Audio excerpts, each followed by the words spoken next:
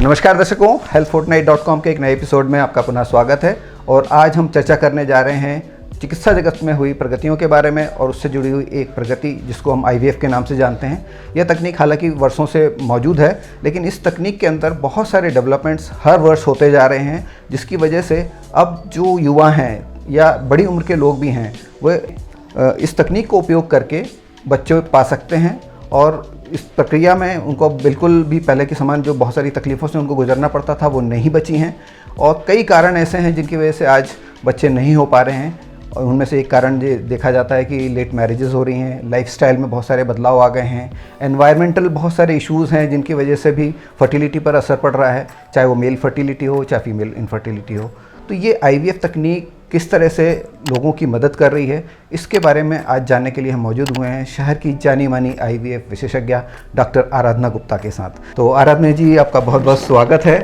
और जैसा कि आप समझ ही गए होंगे हमारे टॉपिक के बारे में, तो सबसे पहले हम ब्रीफली ये जानना चाहेंगे IVF होती क्या है, ताकि आम जो हमारे दर्शक हैं वो समझ सकें कि IVF तकनीक है क्या, क्योंकि इसको लेकर के बहुत सारे मिथ्स हैं जिसके बारे में हम आगे चर्चा करेंगे।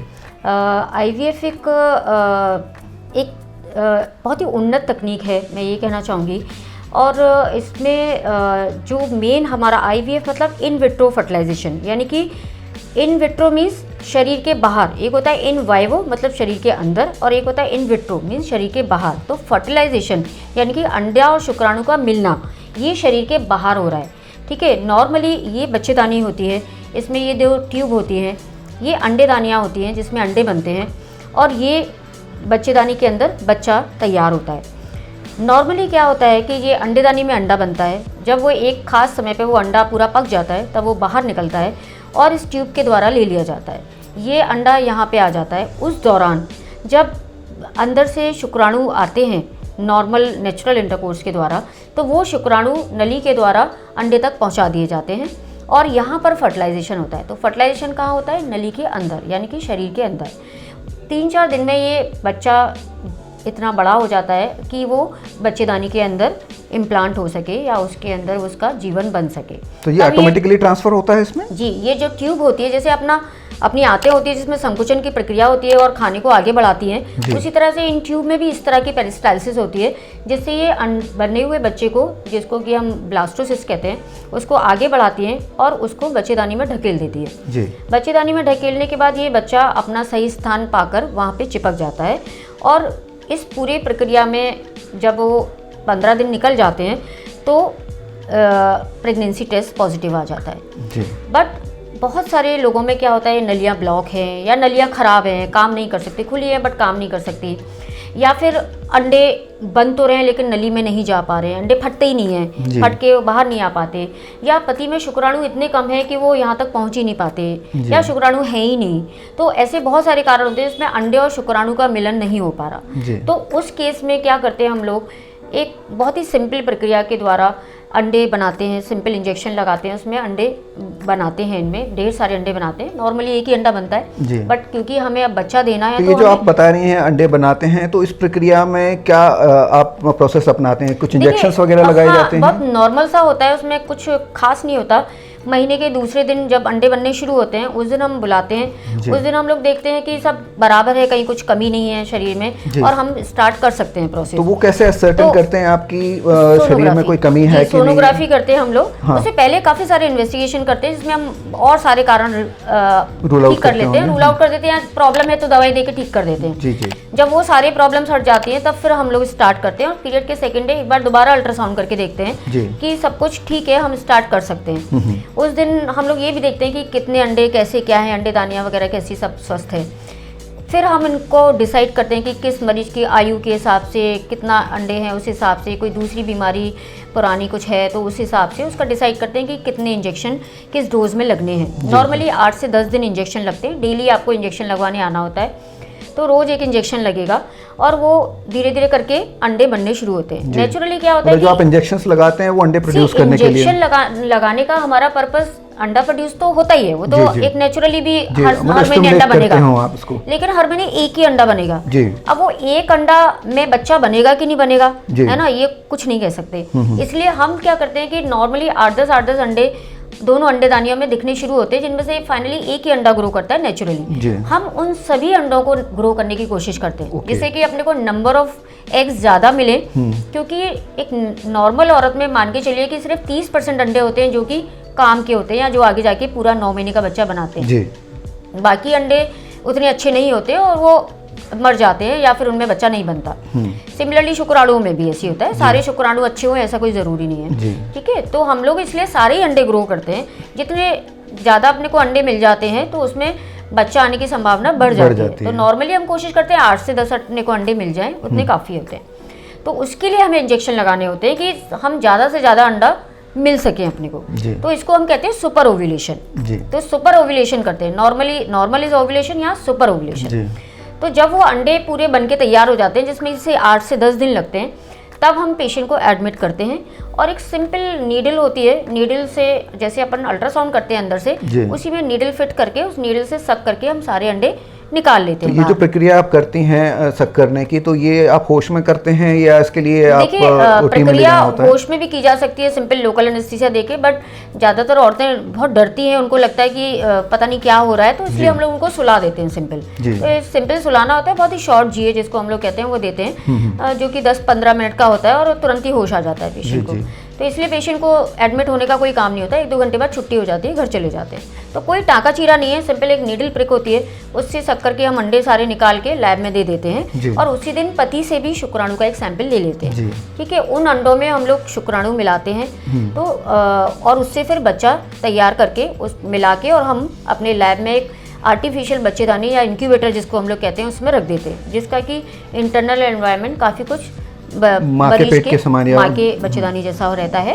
उसके अंदर हम लोग 3 दिन तक उनको बड़ा करते हैं या 5 दिन तक बड़ा करते हैं। और जिस समय ये बच्चा नली के द्वारा बच्चेदानी में आता है, उस दिन हम लोग उस साइज के एम्ब्रियो को हम लोग नीचे से एक पतली सी ट्यूब से इसके अंदर डाल देते हैं। ये आईवीएफ की प्रक्रिया होती है। तो इसमें मरीज को कोई दर्द तकलीफ या कोई ऑपरेशन या चीरा ऐसा कुछ भी नहीं है, वो सारा काम लैब में होता है। यहाँ सिर्फ अंडे निकाले, आप ही का अंडा, आपके ही पति का शुक्राणु बच्चा बनाया और अंदर डाल दिया। तो यहाँ जो आर्टिफिशियल काम हो रहा है वो सिर्फ इन दोनों को मिलाने का हो रहा है। मतलब आप ये कहना चाह रही हैं कि जो नेचुरल कोर्स में होता है वो पति पत्नी के बीच में हो जाता है, लेकिन इसको आप लैब में बच्चों को मतलब अंडा और सीमेंट को मिला करके उसको एक पर्टिकुलर एनवायरनमेंट में रख के जब वो विकसित होने लगता है तो उसको अगेन आप लेकर के वापस जो महिला है उसको ट्रांसफर कर बच्चेदानी में वापस ट्रांसफर कर देते हैं, एक पतली सी ट्यूब से डाल देते हैं। उसके बाद 15 दिन तक वो बच्चा उसमें, जैसे मैंने बताया ना, नेचुरली भी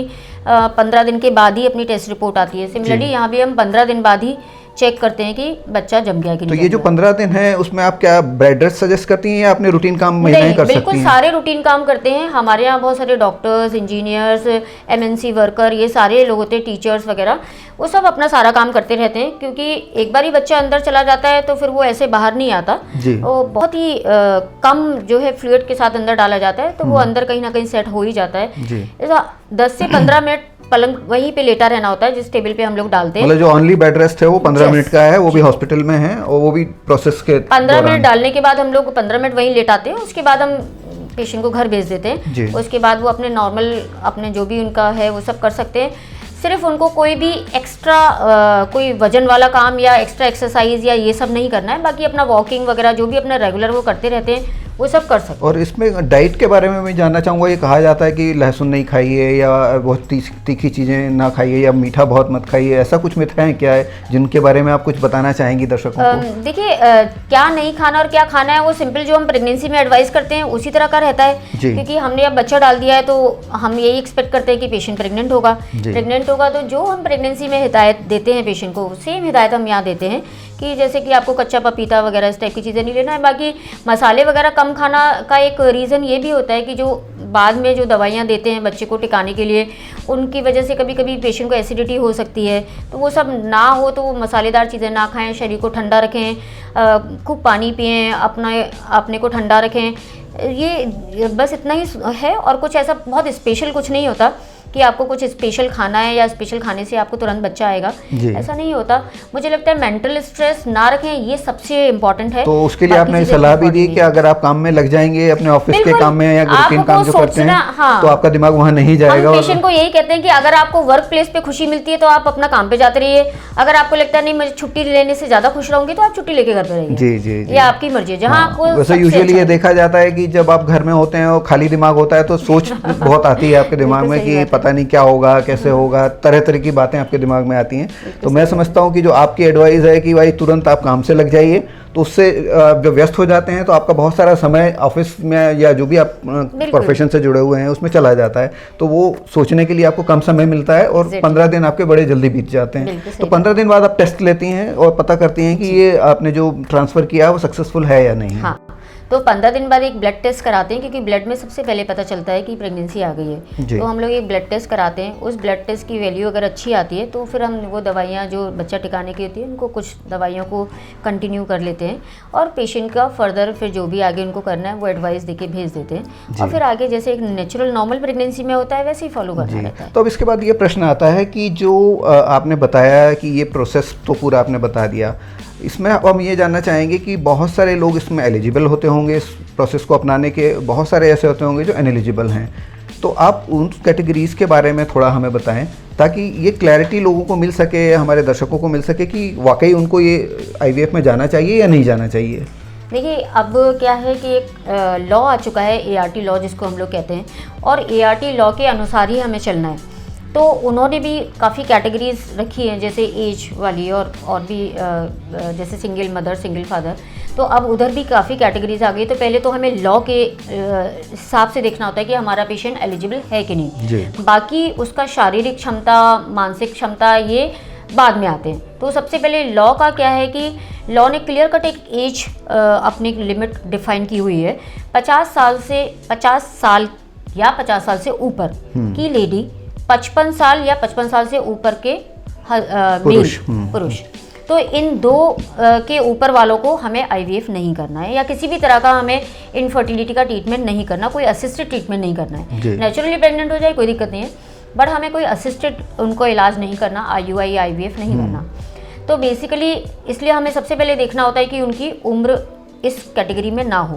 ठीक है, जैसे आपने उम्र का जिक्र किया, इसके अलावा मिनिमम एज भी उन्होंने दी है, जैसे 23 साल उन्होंने दिया हुआ है कि 23 साल से कम वालों को हमें नहीं करना है। तो ये एज अपने को एक कैटेगरी है, उस एज के हिसाब से ही हमको चलना होता है। आपके सबसे आइडियल एज क्या है, मतलब कहाँ तक आप IVF की सहायता से बच्चे पैदा कर सकते हैं? देखिए, अगर आइडियल एज की अगर मैं बात करूं तो मुझे लगता है कि हम आइडियल बॉडी की बात करें वो ज़्यादा अच्छा रहेगा। कुछ लोग 20 साल की उम्र में भी इनएलिजिबल हो सकते हैं, बहुत यंग लोग भी, कई बार उनके अंदर इतनी कमियां होती हैं कि वो बच्चा नहीं पैदा कर सकते, और कई बार 50 साल तक की औरतों में भी बच्चा पैदा करने की अच्छी क्षमता होती है, वो अपनी बॉडी उनकी जेनेटिकली भी अच्छी होती है, वो मेंटेन भी करते हैं, उनके अंदर डायबिटीज़ नहीं है, BP नहीं है और कोई दूसरी बीमारी नहीं, बच्चेदानी स्वस्थ है, तो वो कर सकते हैं। तो लेकिन हाँ, अगर हम एक जनरल वे में देखें तो बच्चा पैदा करने की उम्र अगर मैं बोलूँगी तो 20 से 30 साल सबसे अच्छी उम्र होती है बच्चा पैदा करने के लिए, और 30 साल के बाद जो फर्टिलिटी लेवल होता है वो डाउन होने लगता है, और 35 साल के बाद बहुत तेज़ी से डाउन होने लगता है। यह मैं आपको ये भी बताना चाहूँगी कि जो वेस्टर्न कंट्रीज़ हैं उनमें महिलाओं की जो ओवरी की एज होती है वो मैं कहूँगी उनकी यंगर रहती है ओवरीज। हमारे यहाँ ओवरी की एज बहुत फास्ट बढ़ती है, तो जो वहाँ पे 40 साल की औरत में जितनी क्षमता होती है बच्चा पैदा करने की, उनसे 6 साल पहले हमारे यहाँ वो क्षमता खत्म होने लगती है। तो लाइक उनकी 40 साल की और हमारे यहाँ 34 साल की औरत की जो अंडेदानियों की जो क्षमता है अंडे बनाने की और अंडा की क्वालिटी, क्या रीजन है? It's all genetic. मुझे लगता है कि वो जेनेटिकली उनका इस तरह का स्ट्रक्चर है, हमारा जेनेटिकली ये स्ट्रक्चर है कि हमारे जो रेस है, जो इंडियन जो है, उसमें उन लेडीज़ का समय यहाँ समाप्त हो जाता है, उनका समय थोड़ा लंबा चलता है, तो इट्स ऑल जेनेटिक। तो इसमें इनएलिजिबिलिटी की भी बात हम कर रहे थे, एलिजिबिलिटी के तो आपने बता दिया हमें, तो ऐसे कौन से लोग? तो इनएलिजिबिलिटी में सबसे पहले हमारा एज आता है, दूसरा हमें ये देखना होता है कि देखो बच्चा बनाने के लिए हमें 3 चीज़ें बिल्कुल चाहिए, एक तो अंडा होना चाहिए, एक शुक्राणु होना चाहिए और एक बच्चेदानी होना चाहिए। ये 3 चीज़ें होना बहुत ज़रूरी है। बच्चेदानी स्वस्थ होनी चाहिए और नलियाँ उसकी अच्छी होनी चाहिए अगर हमें नेचुरल प्रेगनेंसी चाहिए। तो जब हम IVF की बात करते हैं तो अगर अंडा नहीं भी है तो अंडा बाहर से लिया जा सकता जी। है, ठीक है। शुक्राणु नहीं भी है तो शुक्राणु बैंक से लिया जा सकता है, जी। ठीक है।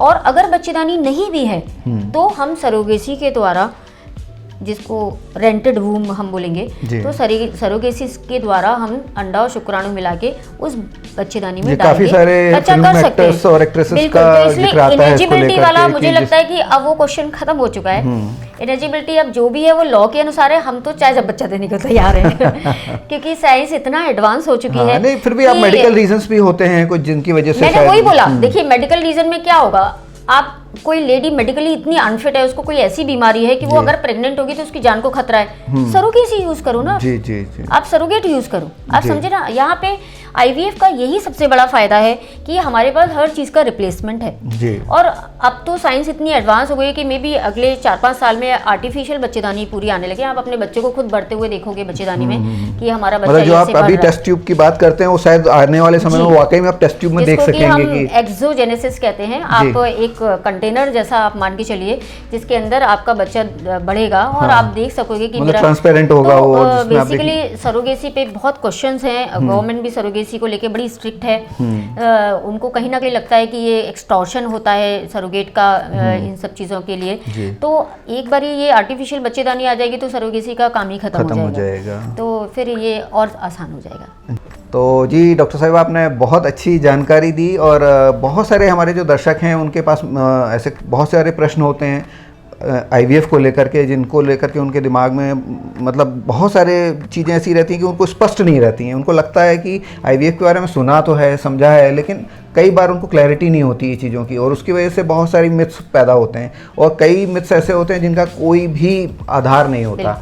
जब तक आप उस फील्ड के विशेषज्ञ से बात नहीं कर लें तब तक आपको आईवीएफ को लेकर के डरना नहीं चाहिए, चिंता नहीं करना चाहिए। जब भी आपके दिमाग में कोई ऐसी चिंता है तो ज़रूर अपने एक्सपर्ट के पास जाएं, उनसे चर्चा करें, क्योंकि एक्सपर्ट आपको जो सही ज्ञान देगा वो आपको व्हाट्सएप यूनिवर्सिटी या गूगल करके नहीं मिल सकता। तो हम यही चाहेंगे कि आईवीएफ को अगर आप हम अगली बार मिथ्स को लेके भी चर्चा कर सकते हैं। हाँ, हम मैडम से अगली बार मिलेंगे तो कोशिश ये करेंगे कि जो आज हमने संक्षेप में कुछ मिथ्स के बारे में बात की थी तो कुछ डिटेल में चर्चा हो, एक एक मिथ को हम लेकर के उस मिथ के बारे में क्या भ्रांतियाँ और उनको उनके बारे में सत्यता क्या है उसके बारे में हम चर्चा करेंगे। तो आज का एपिसोड हम यहीं समाप्त करते हैं। आशा करते हैं कि आपको जो डॉक्टर साहिबा ने जानकारी दी है उससे आपको संतुष्टि मिली होगी। इसके बावजूद अगर आपके कोई प्रश्न है तो आप हमारे कमेंट बॉक्स में लिख के भेज सकते हैं।